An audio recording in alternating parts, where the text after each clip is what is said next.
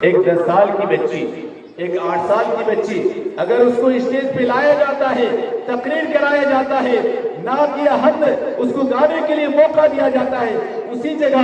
20 سال کی بچی اس مجلس میں کوئی پڑھ رہی ہے، اگر اس کو موقع نہ دیا جائے تو اس کے والدین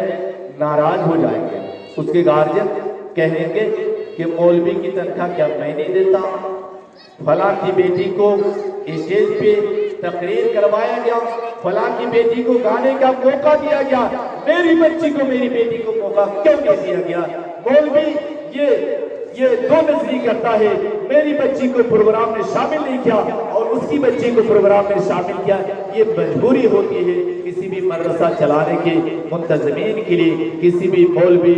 جو مکتب میں مدرسہ میں پڑھاتا ہے اس کے لیے مجبوری ہوتی ہے میرے بھائیوں۔ تو ہم گارجینوں کو، ہم ماں باپ اور والدین کو ہمیں خود احساس کرنے کی ضرورت ہے کہ میری بچی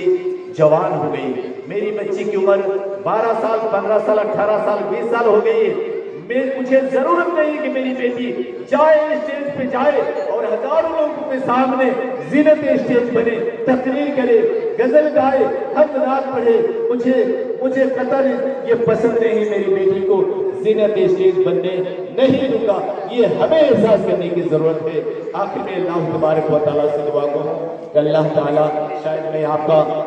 وقت زیادہ لے رہا ہوں، ابھی ڈھیر سارے بچے پروگرام میں شریک ہونے کے لیے باقی ہوں گے میرے خیال سے، اس لیے میں مزید آپ کا وقت نہ لے کر میں یہی کہوں گا کہ میرے بھائیوں، ہماری زندگی کا اصل مقصد یہ ہونا چاہیے کہ ہم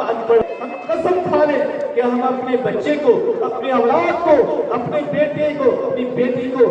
ان پڑھ، ترک اور جاہل بنا کر اس دنیا سے ہم نہیں جائیں گے۔ ہم کچھ نہ کچھ تعلیم دے کر ہم قسم کھا لیں کہ 2 وقت کے بجائے 1 وقت کی نمک روٹی کھا کے ہم جی لیں گے، لیکن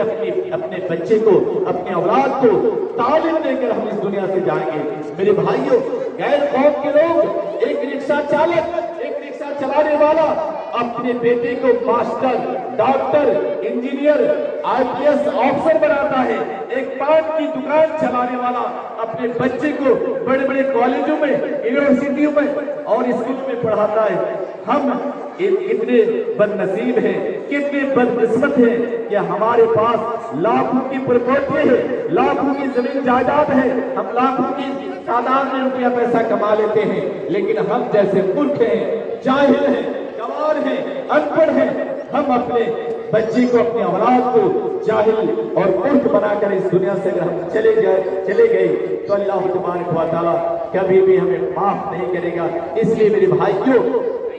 گزارش یہ ہوگی کہ ہم اس دنیا سے جائیں تو اپنی اولاد کو تعلیم دے کر جائیں، ہم اس دنیا سے جائیں تو اپنے اولاد کو دینی تعلیم سے مزین کر کے آرستہ و پیرستہ کر کے جائیں۔ میرے بھائیوں،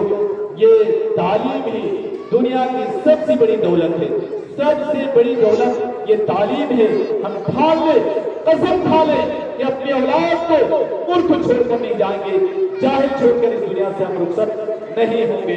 اس بات سے میں اپنی بات کو ختم کرتا ہوں۔ اللہ تبارک و تعالیٰ سے دعا ہو کہ اللہ تعالیٰ ہم سب کو کہنے سننے سے زیادہ عمل کرنے کی توفیق عطا فرمائے، آمین۔ وآخر دعوانا الحمدللہ رب العالمین، والسلام علیکم ورحمۃ اللہ وبرکاتہ۔